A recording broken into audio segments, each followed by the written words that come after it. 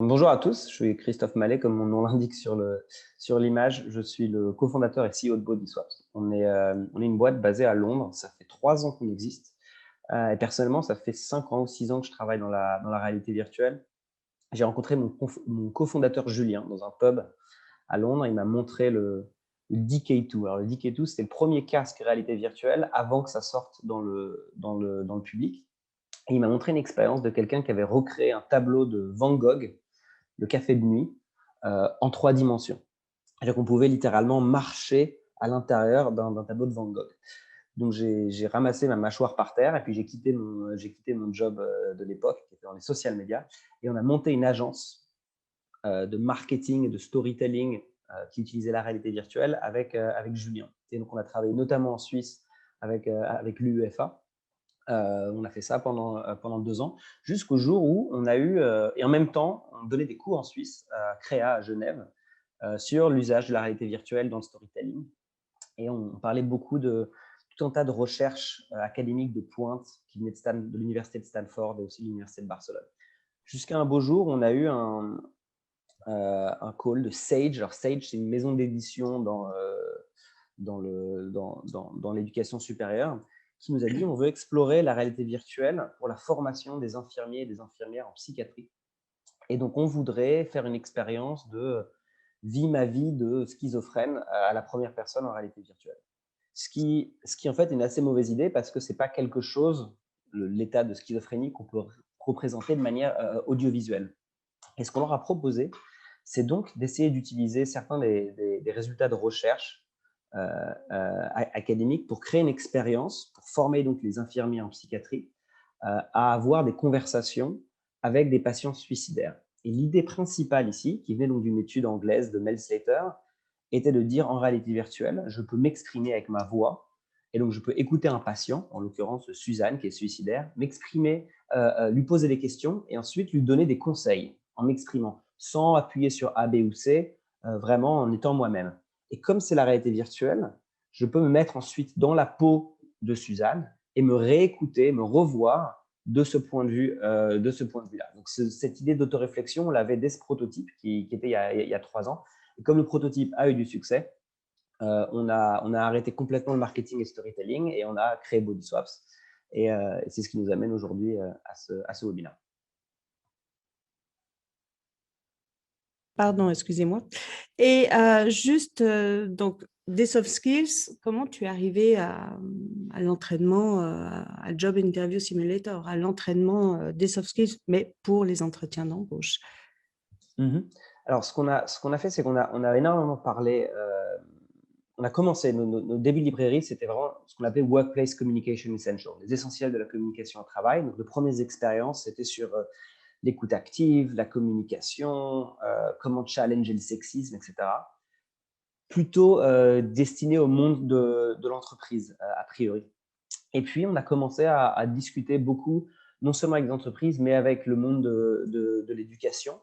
Et quelque chose est très souvent ressorti, c'est les challenges liés à la préparation aux entretiens. Et l'idée que, par exemple, dans l'éducation, préparer les étudiants à savoir faire un job, c'est quelque chose, mais les préparer à avoir ce job, à réussir les entretiens, c'est un autre domaine qui devient de plus en plus compétitif et de plus en plus important. Et l'idée, c'était de dire, OK, très bien, donc nous, on a un outil Bodyswaps qui permet la réflexion sur soi. Est-ce que cet outil serait propice à la formation aux entretiens et est-ce qu'on résout quelque part des challenges? Et donc, je vais passer, Macha, si ça te va, sur une slide que j'ai qui explique un peu ces challenges en question. Alors, je partage la slide. Est-ce que tu la vois? Est-ce que du coup, tout le monde la voit? Alors, c'est tout bon pour moi. C'est tout bon pour toi? D'accord, Euh, très bien. Donc, l'idée de cette slide, c'est de dire aujourd'hui, par exemple dans l'éducation, il y a deux manières de préparer des gens aux entretiens. Faire un entretien d'essai, mock interview, ou utiliser un outil d'entretien vidéo sur mobile ou sur PC. Ce qu'on a à droite, c'est la liste d'un certain nombre de choses qu'il faut réussir à créer pour que la formation aux entretiens d'embauche soit efficace. Le premier élément, c'est la sécurité psychologique. La sécurité psychologique, c'est ce qui va permettre à un candidat d'essayer des choses, d'essayer de présenter une histoire ou une qualité d'une manière et puis ou d'une autre. et de faire ça en sachant qu'on n'est pas jugé, qu'il n'y a pas vraiment d'enjeu. Et la sécurité psychologique, on ne peut pas la créer en entretien en face à face. On a beaucoup d'étudiants qui nous ont dit aller dans l'équipe carrière ou aller voir les RH pour faire un entretien, même si c'est un entretien d'essai, on n'est pas en sécurité psychologique. Par contre, l'entretien vidéo, tout à fait, on est complètement en sécurité. Le deuxième, c'est recréer la pression. Ce qui est vraiment très dur dans un entretien d'embauche, c'est non seulement savoir ce qu'on veut dire, mais c'est savoir ce qu'on veut dire à quelqu'un qu'on ne connaît pas, qui est là pour nous juger sur une durée très limitée. Il y a une pression sociale liée à l'entretien qui est très importante. Et la capacité à gérer cette pression fait souvent la différence entre le succès et l'échec. Cette pression, on ne peut pas la recréer du tout sur aucune de ces deux modalités. L'aspect suivant, c'est la gestion de l'anxiété. Comment est-ce qu'on apprend à gérer sa respiration, sa posture? Et ça, c'est quelque chose qu'on ne peut pas pratiquer en entretien vidéo, évidemment, parce qu'on est face à un écran. Et en entretien d'essai, on n'a simplement suffisamment pas le temps. Même chose pour la connaissance de soi. Explorer ses forces, ses faiblesses, ses non négociables. Ça, on n'a pas le temps de le faire en entretien d'essai. Entretien vidéo, on va avoir des questions qui porteront sur ces aspects-là, mais on n'a pas vraiment de guide et de feedback. Avant-dernier aspect, les modèles comportementaux. Est-ce qu'on peut véritablement observer des bonnes et des mauvaises réponses et apprendre par imitation, ce qui est une manière dont les humains apprennent. Et une fois de plus, on ne peut pas vraiment faire ça en entretien d'essai. Généralement, on n'a pas le temps, il faudrait faire des jeux de rôle. Pour ce qui est du déploiement à l'échelle, l'entretien vidéo, c'est super pour ça. C'est la pratique en autonomie sur des outils, des ordinateurs ou les téléphones mobiles que tout le monde va avoir. Par contre, le face-à-face, c'est compliqué logistiquement et ça coûte évidemment de l'argent en salaire. Et enfin, le dernier point, c'est le niveau d'engagement. Le niveau d'engagement est élevé quand on est dans un entretien d'essai, on est deux dans une pièce. Entretien vidéo, ce qu'on a entendu vraiment, c'est que le niveau était assez bas. Et donc, pour répondre à ta question, Macha, on a aujourd'hui différentes modalités pour préparer aux entretiens, mais qui ne permettent pas de couvrir l'intégralité des besoins de l'apprenant. Et la question aujourd'hui quand je vais vous présenter BodySwap, c'est est-ce qu'on peut utiliser la technologie, la réalité virtuelle et l'AI pour cocher certaines de ces cases et avoir un outil de formation qui soit plus efficace. Je te remercie, Christophe. Oui, c'est une question qui revient, que j'ai souvent entendue. En fait, voilà, comment confier quelque chose qui est propre aux humains, comme les soft skills, notre langage corporel, notre champ sémantique, au crible d'une machine, l'IA, si on parle de manière un petit peu simpliste. Voilà, c'est quelque chose qui détonne, en tout cas chez les coachs. J'ai souvent entendu ces questionnements et je pense que c'est très intéressant ce que tu amènes là comme début de réponse, en tout cas. J'ai oublié, alors bonjour aux derniers arrivés, bonjour Alena, bonjour Aurélie. Je voulais proposer également de lancer notre petit sondage. Permettez-moi de l'ouvrir. Vous avez 4 petites questions à répondre. Quelle est l'importance qu'a selon vous les soft skills, pour les candidats dans les entretiens d'embauche?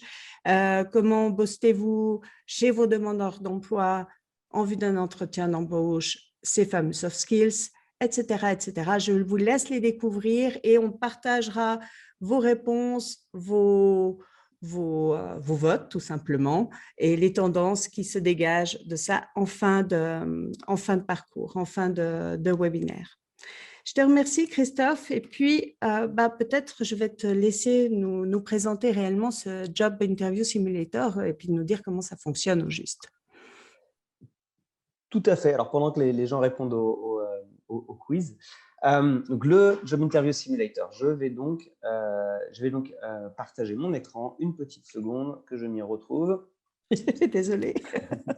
C'est le direct. outil pour moi, c'est les aléas du direct, comme on dit à la télé. Exact.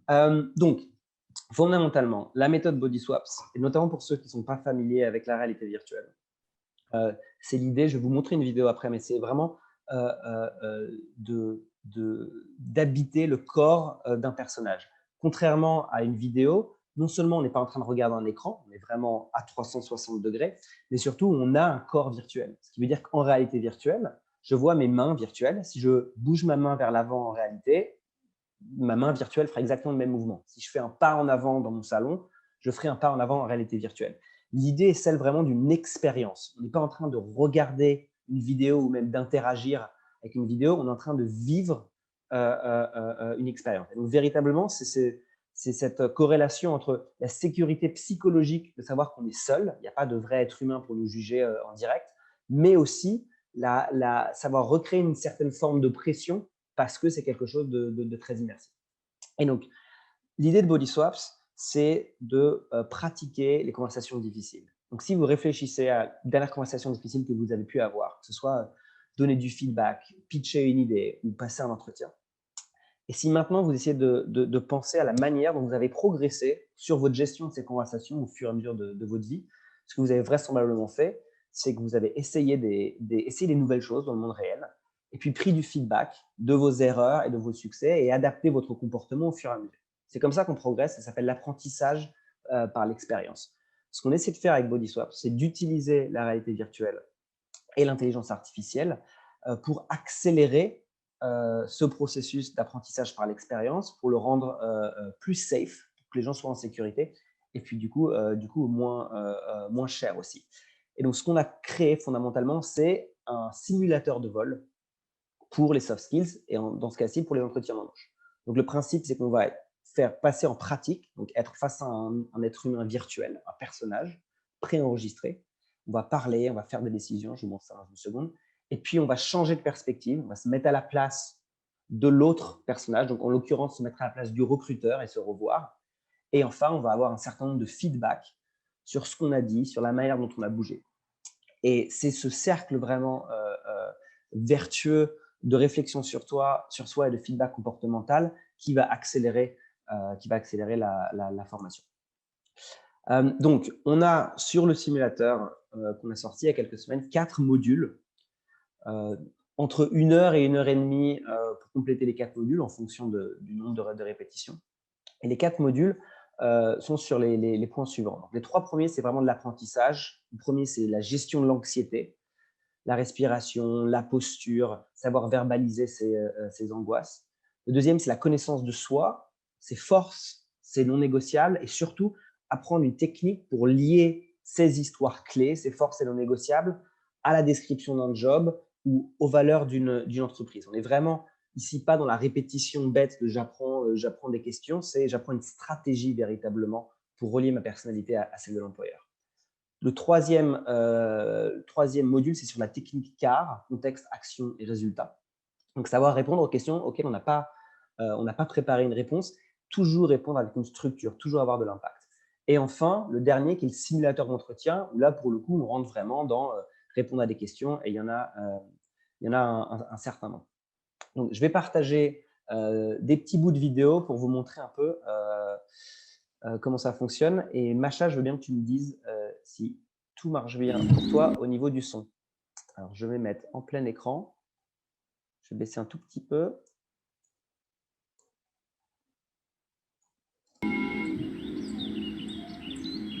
Bon. Alors, petite pause ici, juste pour vous expliquer au début de l'expérience. Je vais choisir un avatar et être face à un miroir. Pourquoi? C'est pour prendre possession de mon corps virtuel. Je ne suis pas en train de manipuler un personnage de jeu vidéo, je suis le personnage. C'est donc une expérience qui m'arrive à moi. Au début de ce module, on va d'abord faire avoir une petite étape de réflexion sur soi et sur la manière dont on se sent. Vous venez d'être invité à passer un entretien d'embauche pour un emploi que vous voulez plus que tout. Et c'est la semaine prochaine. Comment vous sentez-vous? Je suis angoissé. Maintenant, imaginez que c'est le jour J et que vous êtes arrivé dans les locaux de votre potentiel futur employeur. Vous vous présentez à la réception et puis vous vous asseyez en attendant d'être convoqué pour l'entretien. Comment vous sentez-vous? Fréquence cardiaque élevée. Alors, 2 petits points sur cette première activité. On rentre un peu dans le module doucement en réfléchissant à ses émotions. Et donc, on a ces 2 personnages, Flora et Guillaume, qui sont des coachs qui vont nous poser des questions et on répond à ces questions en utilisant sa propre voix, ce qui nous permet de choisir une différente réponse. En fonction de ce qu'on répond, leurs conseils vont être un petit peu différents. La deuxième activité, ici, va être une activité d'apprentissage un peu de la respiration, de la visualisation et de la posture. Je vais jouer juste quelques secondes. Inquiété ou que des pensées négatives sont en train de prendre le contrôle, tournez votre attention vers ce que fait votre corps. Êtes-vous en train de vous rendre plus petit ou petite en croisant vos bras et vos jambes? Ou occupez-vous bien l'espace que vous méritez? La première chose que vous pouvez faire pour vous sentir plus en confiance est d'ajuster votre posture. Prenez plus de place. Si vous... Donc, on a là une petite section de quelques minutes. On va apprendre les postures de pouvoir qui permettent de faire remonter la cortisol et de se sentir mieux. Tout ça sur des bases académiques. La respiration aussi pour se calmer et la visualisation. Donc, tout un tas de choses à faire avant l'entretien pour se mettre dans une posture psychologique et physique qui soit la bonne. On arrive ensuite à un élément qui est typiquement quelque chose qui ne peut être fait qu'en réalité virtuelle, puisque on va rencontrer une version plus âgée de son propre personnage. Et donc, dans cette activité, je suis face à mon moi futur. Et ma tâche, c'est de verbaliser à mon moi futur ce qui m'angoisse par rapport aux entretiens. Donc, évidemment, là, on est sur quelque chose d'assez émotionnel et intime. Donc, cette sécurité psychologique de la réalité virtuelle est hyper importante. Donc, je vais vous jouer un petit extrait. Alors, je me sens nerveux vis-à-vis de l'entretien d'embauche parce que j'ai peur du jugement, parce que j'ai peur de ne pas être aussi bon que d'autres candidats. Et je sais que par rapport au poste et à la description, je ne remplis pas exactement tous les critères. Donc, ce qui est important de comprendre ici, c'est que je ne suis pas en train de choisir A, B ou C ou d'appuyer sur un bouton. J'improvise vraiment ce que je ressens par rapport à mon anxiété. Je vais ensuite, et donc l'idée de Body Swaps est dans le nom, je vais ensuite me mettre dans le corps de mon moi futur et réécouter mon moi présent. Alors, je me sens nerveux vis-à-vis de l'entretien d'embauche. Je ne vais pas vous repasser tout l'extrait. Ce qu'il faut que je vous dise, c'est que là, j'ai enregistré la version sur ordinateur, pas en réalité virtuelle, parce qu'en réalité virtuelle, ça bouge énormément.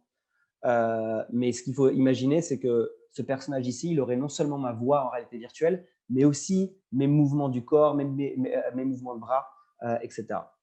Et finalement, dernière activité à ce moment-là, je vais répondre à mon moi présent avec mon moi futur. Donc, je vais me donner des conseils à moi-même et recevoir ces conseils. Alors, le premier élément, c'est de savoir que si tu as été convoqué à cet entretien, c'est parce que ton CV a été jugé comme étant suffisamment bon. Aucun candidat n'a le CV parfait et ne coche. Donc, on a ici une activité assez intéressante de verbalisation de ces angoisses qui permet du coup de mieux se préparer. Macha, je ne sais pas si tu veux que je fasse une pause ou si tu veux que j'avance sur les autres modules. Qu'est-ce que tu en penses? Alors, écoute, je pense qu'on va faire peut-être un petit point, ou en tout cas dire à nos invités qui peuvent poser leurs questions. C'est le but même d'un direct, c'est qu'il y ait de l'interaction, que voilà, s'il y a des réflexions, suggestions, que vous nous en fassiez part. Et puis comme ça, on peut répondre à celle-ci. Et je pense que ce sera beaucoup plus intéressant pour vous comme pour nous. Mais en attendant que ces questions viennent, eh bien, moi, je te propose qu'on aille de l'avant. Le sondage se remplit petit à petit. C'est très intéressant de voir les réponses par rapport à cela. Et pour l'instant, j'en dis pas plus. Je tease et je te laisse continuer. D'accord, très bien. Alors, vous inquiétez pas, je ne vais pas vous faire autant de points vidéo sur les autres modules, peut-être expliquer de manière un peu plus globale. Donc, le deuxième module, il s'agit véritablement de la connaissance de soi. Donc, on va avoir plusieurs activités ici. Une première activité, on va répondre à des questions. Est-ce qu'on est introverti? Est-ce qu'on est extroverti? Pour identifier ce qu'on appelle les non négociables. Donc, il ne s'agit pas simplement de décrocher le job, il s'agit de décrocher le job qui nous convient. On sait qu'on a 30 à 40% des étudiants qui, après 6 mois dans leur première expérience professionnelle, pensent qu'ils se sont trompés de voie. Pourquoi? Ce n'est pas parce que la description du poste ou l'entreprise n'était pas assez précise, c'est parce qu'eux-mêmes ne savaient pas ce qu'ils voulaient. Donc, on est vraiment dans cette logique de connaissance de soi. Hop. Petit instant, j'ai cliqué sur la mauvaise simulation. Donc, quand on a défini ensuite ces non négociables, on va observer un personnage, en l'occurrence Guillaume, qui va jouer un personnage dans un entretien et nous montrer un bon exemple de comment associer ces non négociables à un poste. Donc là, on est vraiment dans le modeling comportemental. Je vais vous jouer quelques secondes. La mission de l'entreprise sur cet écran pour que vous puissiez voir comment il les intègre à sa réponse. Donc, mon job, ça va être de cliquer sur la manette à chaque fois que je sens que Guillaume fait quelque chose de bien. Guillaume, parlez-moi de vous. Pour tout vous dire, je suis un peu radin. Enfin non, pas exactement. Ce que je veux dire, c'est que le rapport qualité-prix est très important pour moi. Quand j'étais étudiant, je ne pouvais pas me permettre de gaspiller de l'argent. Mais la vie étant trop courte pour se priver, je suis vite devenu un client assidu de vos magasins. J'aime le fait que vos gammes de produits à petit budget permettent non seulement aux gens de dépenser moins pour des besoins essentiels, disons ennuyeux, mais également d'acheter des produits d'habitude considérés comme un luxe, de s'offrir un peu de plaisir. Ce qui s'est passé ici, c'est que j'ai noté un élément qui montre pour moi qu'il a bien compris l'objectif de l'entreprise. Donc, je vais avoir toute cette séquence qui est vraiment de l'observation de comportement. Et à la fin de cette séquence, on va me donner mes résultats. Donc, à savoir, j'ai su effectivement noter quand Guillaume a su parler de ses non négociables, quand il a su lier ses qualités aux objectifs de l'entreprise, quand il a su parler de ses ambitions futures. Par contre, j'ai raté le moment où il a été mémorable, le moment où il a parlé de ses compétences. Et donc, chacun de ces moments-là, je peux les rejouer comme un replay un peu au football. Donc, en l'occurrence, les forces. Mais ce que j'aime vraiment, c'est aider les clients, même les plus exigeants. Aider quelqu'un à trouver ce dont il a besoin. Voilà, donc là, vous comprenez le principe, vraiment essayer de montrer un exemple. Ensuite, évidemment, ça va être à notre tour. Donc, je vais avoir à mon tour un job fictif, à savoir celui de rédacteur social media et de barista pour un café, et je vais m'enregistrer en donnant ma réponse à cette question. Je parlerai donc de mon expérience comme rédacteur social media pour un petit magazine pendant mes études. Le fait que je maîtrise bien les différents outils, que j'aime beaucoup écrire, que je sais aussi utiliser Photoshop. Et que... Ma réponse était catastrophique, donc je vais vous l'épargner. Et puis évidemment, on est dans Body Swaps, donc après, je vais me revoir, répondre à ces questions du point de vue du recruteur. Une fois de plus ici, dans la version VR, j'aurai vraiment les mouvements de mon corps, les mouvements de ma tête, etc. Le fait que je maîtrise bien les différents outils, que j'aime beaucoup écrire, que je sais aussi utiliser. Donc on est vraiment sur une logique de réflexion sur soi. Un dernier élément peut-être, je vais arrêter avec les vidéos, c'est celui des outils d'analyse comportementale. Donc là d'ailleurs, vous voyez à droite pour le coup une image que j'ai prise en réalité virtuelle. Donc, vous pouvez voir que j'ai mes mains, je sélectionne, etc.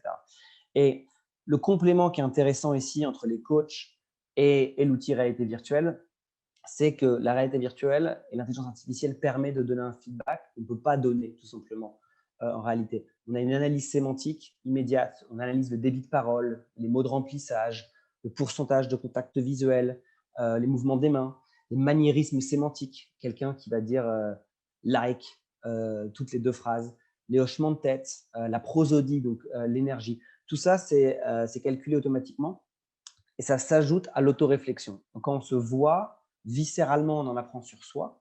Et en plus de ça, on a cet outil d'analyse qui permet donc d'entrer dans un cercle vertueux où je me suis perçu d'une certaine manière, l'intelligence artificielle me donne des pistes d'amélioration et je vais recommencer.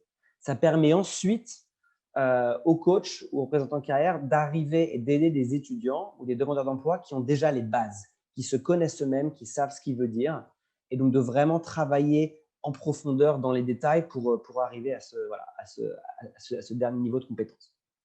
Je vais m'arrêter là, Macha, et prendre des questions s'il y en a.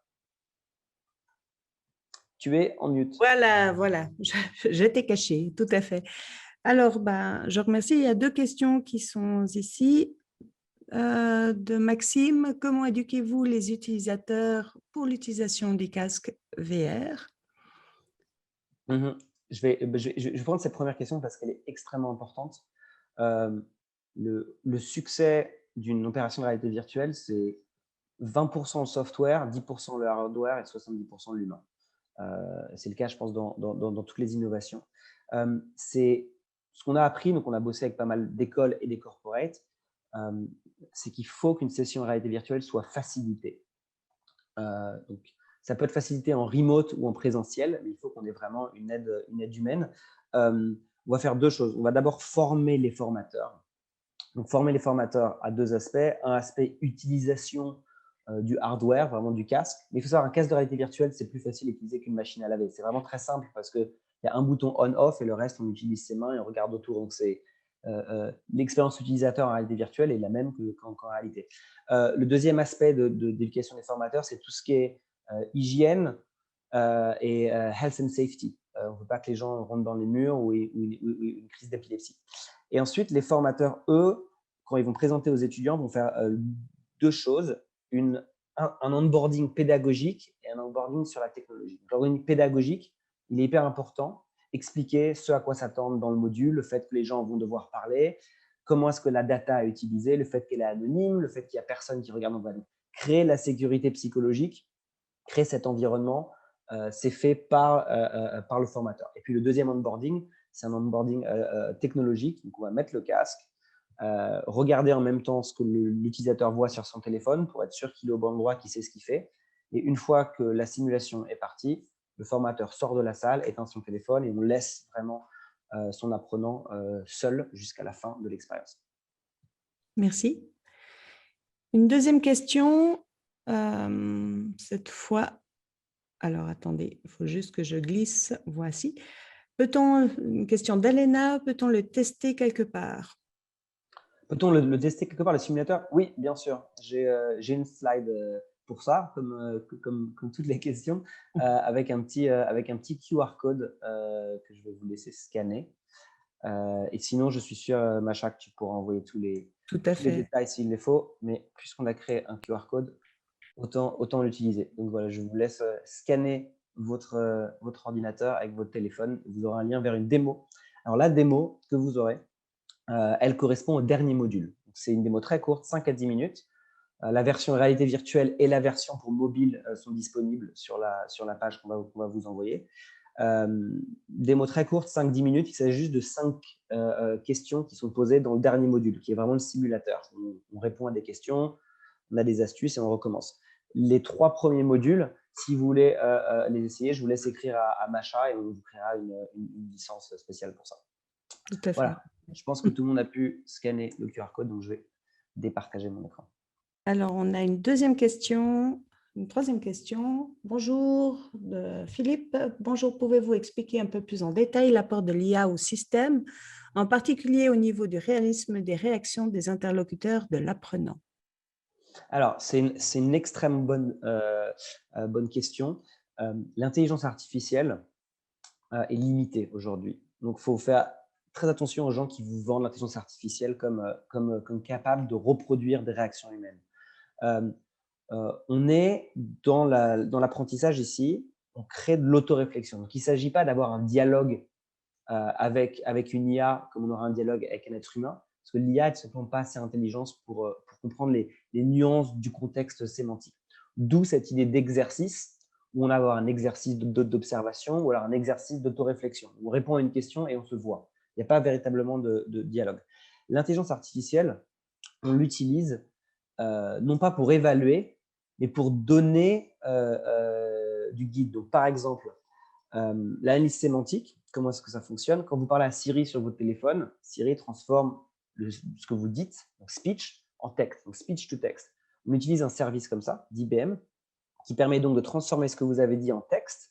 Et ensuite, nous, on peut regarder ce qu'on veut dans ce texte. En l'occurrence, quand vous passez cette question de rédacteur social média pour Deus Café, on va chercher, est-ce que vous avez mentionné le mot réseaux sociaux, est-ce que vous avez mentionné le mot rédaction, écriture, etc. Et si vous ne l'avez pas fait, on va vous dire, écoutez, on a l'impression que vous n'avez pas vraiment couvert le sujet social media de votre expérience. Est-ce que vous avez mentionné ça ou ça? Pareil pour le body language et le contact visuel. On ne va pas vous dire, il faut regarder les gens 82% du temps en fonction de 3 secondes. On vous dit, vous avez regardé ça 56% du temps. Refaisons un essai en regardant plus. Et puis, quand vous vous revoyez, vous verrez ce que ça fait. Donc, on guide la réflexion. C'est un outil complémentaire de l'humain, mais certainement pas quelque chose qui le remplace. Très bien. J'espère que j'ai répondu, enfin que Christophe a répondu plutôt à la question. Et puis, Christophe, il me semble que vous avez déjà un petit peu testé ce Job Interview Simulator.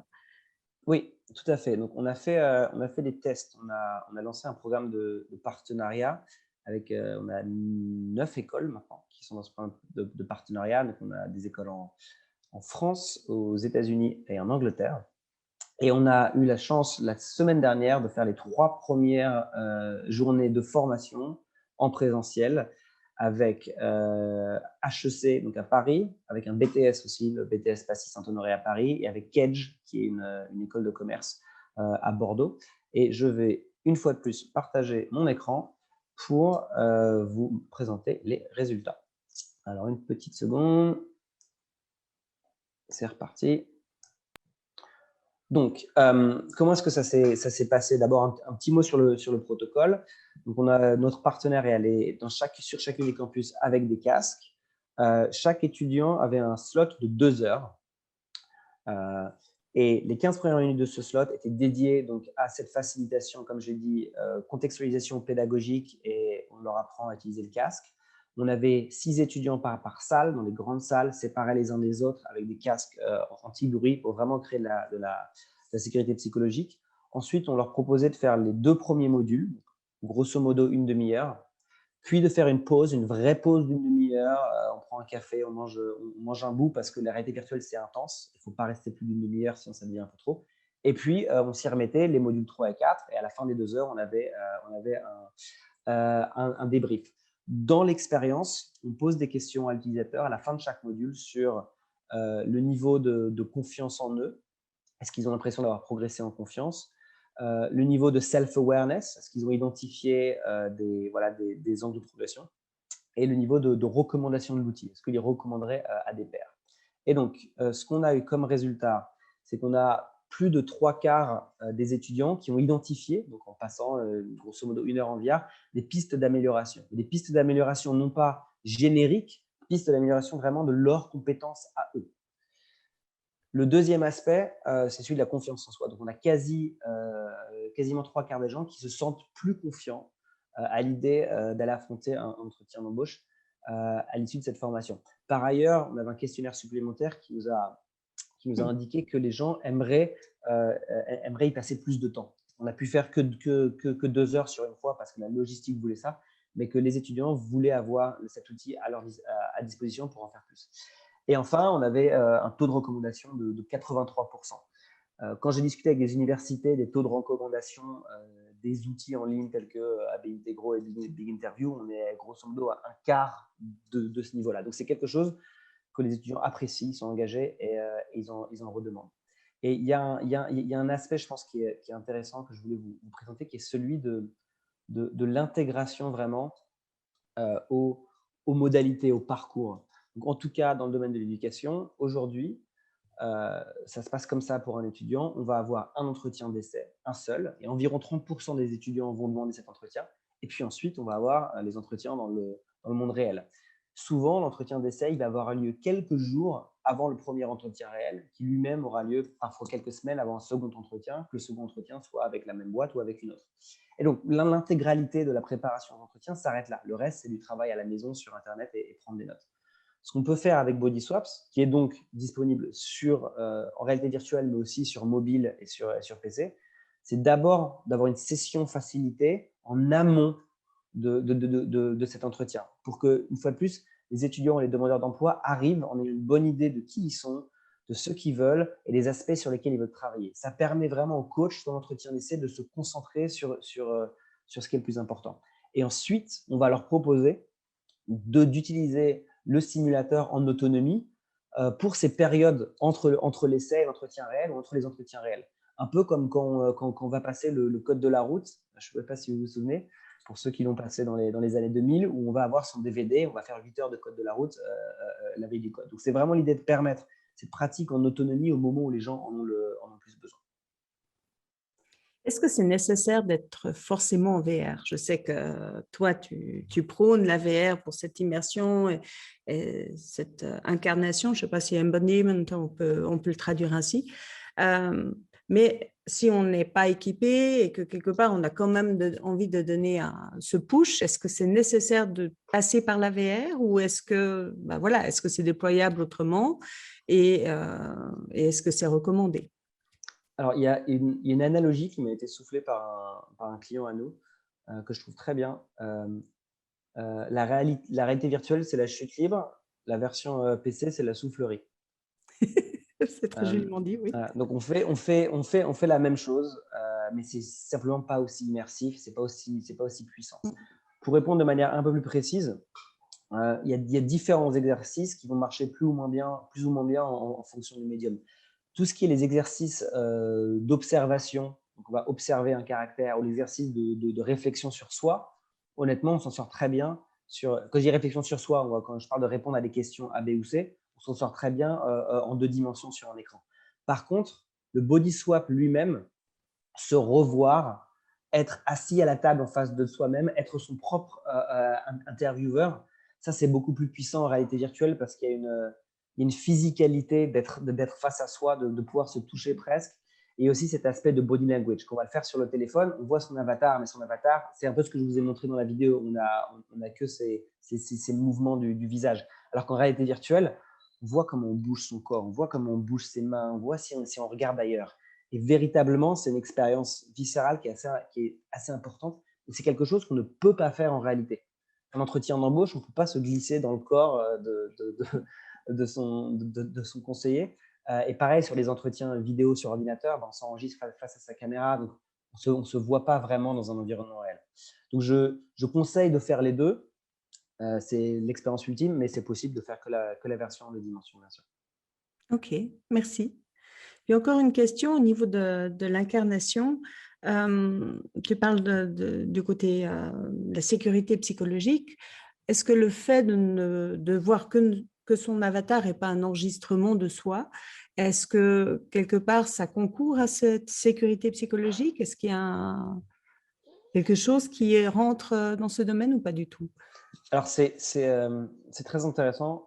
C'est une question qu'on s'est posée au tout début. Donc, quand on a fait cette première expérience pour la formation des infirmiers en psychiatrie, pour des raisons de coût, on n'avait que 2 avatars, un avatar homme et un avatar femme, qui étaient des avatars noirs, qui ne me ressemblaient pas, moi, beaucoup.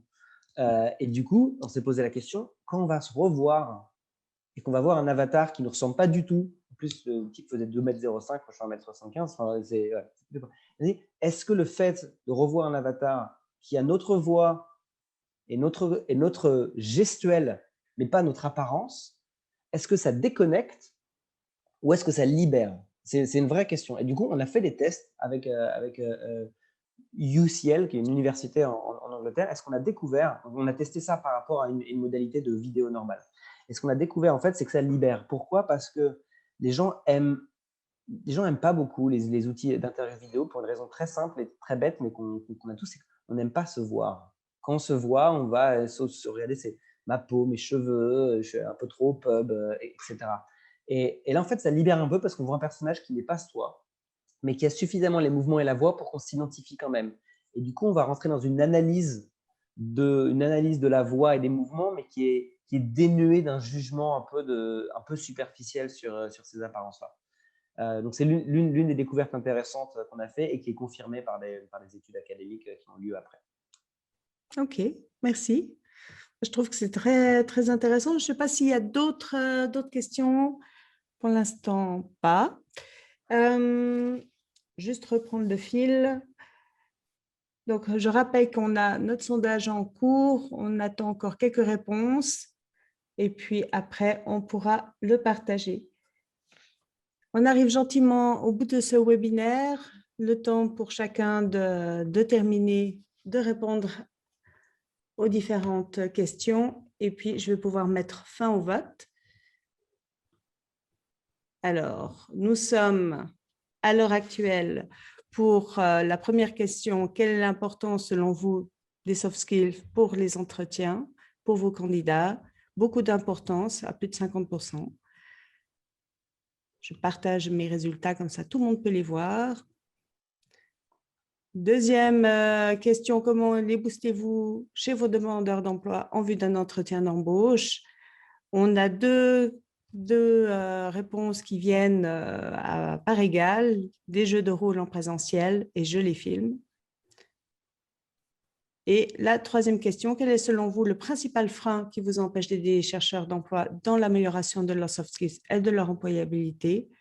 À 67%, je n'ai pas les bons outils ou méthodes pour les aider efficacement. Et la dernière, qui connaît la VR et l'a déjà utilisée? À 50%, oui, on la connaît, mais on ne l'a jamais encore employée. Je vous remercie pour avoir répondu à ces questions. Et puis, on va vous passer la fameuse slide avec les QR codes si vous avez encore besoin de le scanner, pardon, excusez-moi.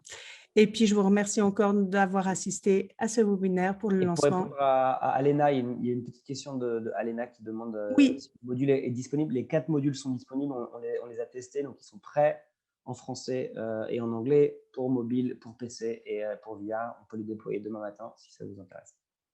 Merci beaucoup. À tout bientôt, tout le monde, et puis au plaisir. On est à votre disposition.